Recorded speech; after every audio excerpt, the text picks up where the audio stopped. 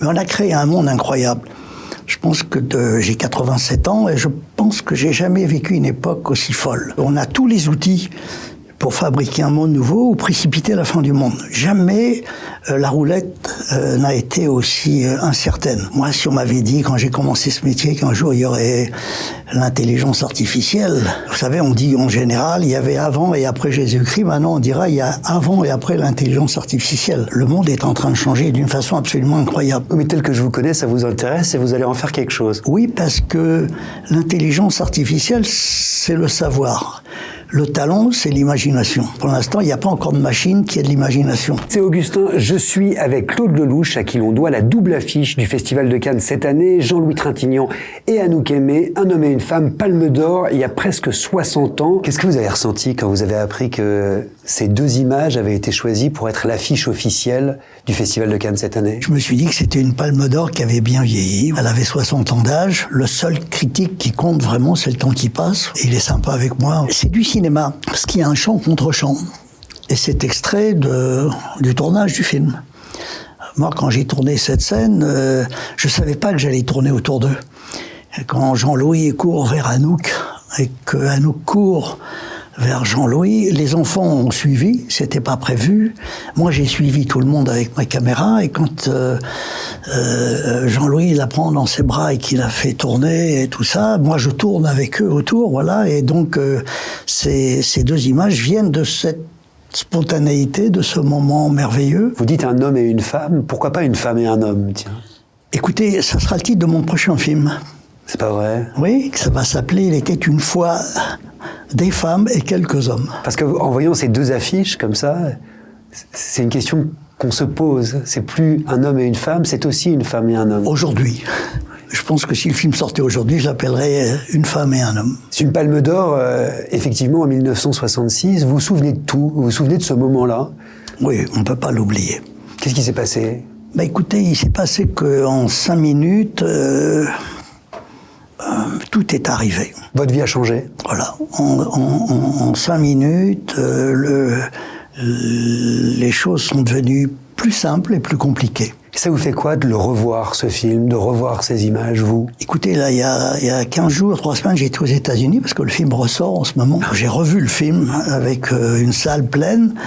Il y avait la moitié de la salle qui avait des cheveux blancs et l'autre moitié qui avait des visages de poupons. Et c'était formidable de voir qu'à 60 ans d'intervalle, ces générations recevaient le film de la même façon. J'ai vu les mômes sortir en larmes, venir m'embrasser. Enfin, c'était incroyable. Et puis il y avait les anciens qui l'avaient déjà vu 20 fois.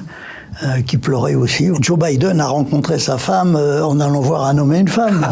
Et en sortant de la salle, il a eu le courage de lui dire des choses que sa timidité lui empêchait de dire. Voilà. C'est lui qui vous l'a dit? Oui, c'est lui qui me l'a dit. C'est intéressant de vous entendre sur cette jeune génération, justement, qui utilise, qui a un tout autre rapport à l'image qu'à notre époque, qui utilise son téléphone portable sans cesse pour filmer et qui diffuse aussi, qui produit quelque part ces images. Oui, mais aujourd'hui, il y a 8 milliards de gens qui filment. On est tous devenus des cinéastes. Tous. Je sais que ça vous passionne. Moi, ça me fascine, et aujourd'hui, les grands événements de ce monde sont filmés par des gens dans la rue qui savent pas filmer. Voilà, donc il faut leur apprendre à filmer. Quand vous faites des films, Claude Lelouch, avec un téléphone portable, parce que vous l'avez fait déjà, qu'est-ce que vous essayez de montrer?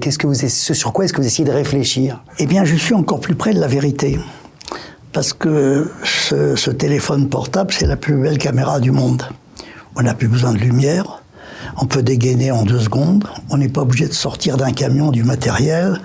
On n'est pas obligé de créer toute la folie cinématographique. Le jour de la projection, en 1966, peu de personnes le savent, mais il y a eu une panne. Terrible. C'est-à-dire que le film s'est arrêté. J'ai cru que le ciel allait me tomber sur la tête. C'était la projection de presse le matin. Et au moment où Jean-Louis retrouve Anouk, cette fameuse scène, le moment le plus important, il y a une panne de courant. Il y avait un orage sur le mont Faron, et une panne de courant, et la salle plongeait dans le noir. Et les gens ont cru que c'était la fin du film. J'ai cru que j'allais mourir. Et en fait, 5 minutes après, ils sont revenus. Voilà, et après, donc, un haut-parleur, et les gens étaient déjà sortis. J'étais désespéré. Avec Jean-Louis Trintignant, on s'est dit, putain, mais qu'est-ce qu'on a fait au bon Dieu? Et au moment où le haut-parleur a dit « Mesdames et messieurs, le film n'est pas terminé », on a su que ça allait être un succès parce que tout le monde est rentré là. S'ils n'étaient pas revenus dans la salle, je me disais... Et là, j'ai vu les gens se précipiter et rentrer à nouveau dans la salle. J'ai regardé des images de ce jour-là, en 1966, et on voit votre mère vous dire « c'est magnifique, c'est formidable, mon fils, c'est formidable ». Oui, elle était folle de joie parce que mon père n'a pas eu la chance d'assister à ce petit événement, voilà. Et non, c'est vrai que ma mère, ce jour-là, elle était fière. Elle était fière, moi aussi, d'ailleurs. Non, écoutez, alors, c'est vrai que les plus belles années d'une vie sont celles qu'on n'a pas encore vécues. J'ai envie de croire ça, vous voyez ce que je veux dire. Mais c'est vrai que ça va être difficile de trouver des moments aussi fous. C'est la question que je voulais vous poser. Quelle place il a, ce film, au fond, dans votre filmographie, dans votre parcours? Une deuxième naissance. Je suis né en 1937 à Paris, rue des Martyrs, et puis je suis revenu au monde en 1966 à Cannes. C'est ma deuxième naissance, et cette naissance m'a ouvert les portes de la liberté. Grâce à cette deuxième naissance, j'ai pu faire les films que j'avais envie de faire. Mes films, c'est quoi? C'est le résultat de mes observations, rien d'autre. Je suis un reporter de la vie. D'ailleurs, c'est exactement ce que vous mettez sur votre compte Instagram, Claude. Reporter de mes propres images. Oui. Non, mais j'ai rien inventé. Tous les personnages de mes films, je les ai croisés, les super-héros, ça n'existe pas. Les super-salauds, ça n'existe pas. Ça marche que dans les films américains. Les personnages de mes films, ils ont les qualités de leurs défauts. J'ai essayé de filmer des hommes et des femmes qui étaient un peu moins dégueulasses que les autres. Voilà, c'est tout. Vous avez l'impression parfois de ne pas être regardé à votre juste valeur? Non, parce que je prends tellement de plaisir.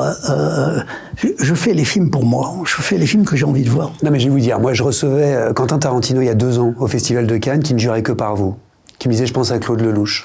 Oui, mais j'ai un peu honte de le dire. Mais c'est vrai que Kubrick, son film préféré, c'est La Bonne Année. Je pourrais vous citer plein de metteurs en scène qui m'ont dit...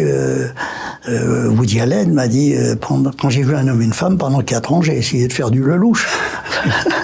Ça fait quoi? Non, rien. Forman aussi m'a dit qu'il n'aurait jamais fait Amadeus s'il n'avait pas vu certains de mes films. Voilà, donc oui, ça me fait très très plaisir de voir que j'ai ouvert des petites portes avec cette caméra sur l'épaule. J'ai essayé de me rapprocher de la vie. Je veux dire, je pense que la vie a plus d'imagination. C'est le plus grand scénariste du monde, la vie. C'est le plus grand scénariste du monde. Et je travaille avec ce scénariste. Mais chez les jeunes cinéastes, justement, qui est-ce qui vous intéresse? Qui est-ce que vous regardez? Est-ce que vous êtes plutôt, par exemple, Titane de Julia Ducournau ou Anatomie d'une chute de Justine Triet? Anatomie d'une chute. Pourquoi? Tout simplement parce que c'est l'autopsie d'une situation. Je veux dire qu'on aime bien... connaître le pourquoi et le comment des choses. On voit très bien, faites entrer l'accusé, ça passionne la terre entière. Anatomie d'une chute, c'est fait entrer l'accusé avec encore plus de talent. Mais c'est pareil. Je pense qu'aujourd'hui, les jeunes cinéastes, et il y a beaucoup de femmes parmi les jeunes cinéastes, vous venez de les citer. 2 palmes d'or, c'est pour ça que je les ai cités. Oui, non, aujourd'hui, il se passe des choses. Et on voit bien que les jeunes cinéastes... ont vu les films du passé, qu'ils en ont tenu compte. Donc, mais avant d'inventer, on vole. Ça vous rend optimiste quant à l'avenir du cinéma, justement? Oui, parce que avec tous les moyens qu'on a à notre disposition aujourd'hui, un jour, quelqu'un va faire un film tellement beau, tellement réussi qu'en 2 heures, ça pourra peut-être changer beaucoup de choses. Merci infiniment. Merci.